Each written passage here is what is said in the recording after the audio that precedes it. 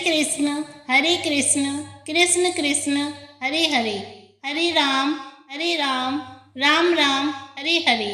तो प्रिय श्रोताओं, आप सभी का मेरे YouTube चैनल पर स्वागत है। आज हम आप सबको सुनाएंगे भाद्रपद कृष्ण पक्ष की अजय एकादशी व्रत की कहानी। कुंती पुत्र युधिष्ठिर कहने लगे कि हे भगवान, भाद्रपद कृष्ण पक्ष की एकादशी का क्या नाम है? व्रत करने की विधि तथा इसका महत्तम कृपा करके कहिए।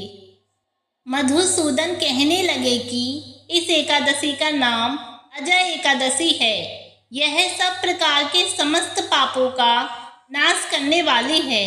जो मनुष्य इस दिन भगवान ऋषिकेश की पूजा करता है, उसको वैकुंठ की प्राप्ति अवश्य होती है। अब आप इसकी कथा सुनिए। प्राचीन काल में हरिश्चंद्र नामक एक चक्रवर्ती राजा राज्य करता था।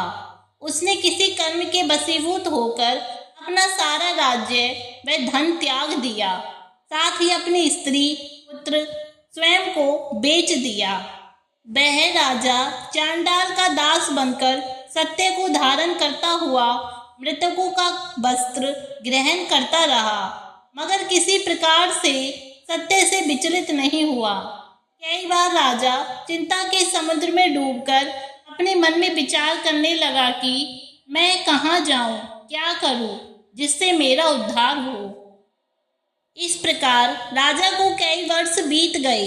एक दिन राजा इसी चिंता में बैठा हुआ था कि गौतम ऋषि आ गए।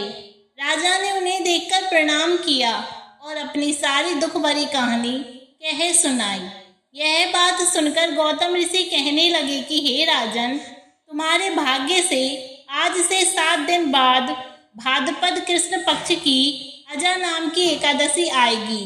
तुम विधि पूर्वक उसका व्रत करो।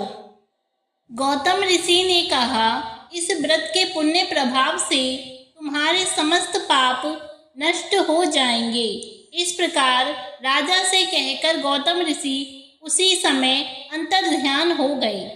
राजा ने उनके कथन अनुसार एकादशी आने पर विधि पूर्वक व्रत व जागरण किया। उस व्रत के प्रभाव से राजा के समस्त पाप नष्ट हो गए। स्वर्ग से बाजे बजने लगे और पुष्पों की वर्षा होने लगी। उसने अपने मृतक पुत्र को जीवित, अपनी स्त्री को वस्त्र तथा आभूषणों से युक्त देखा। व्रत के प्रभाव से राजा को पुनः राज्य मिल गया। अंत में वह अपने परिवार सहित स्वर्ग को गया।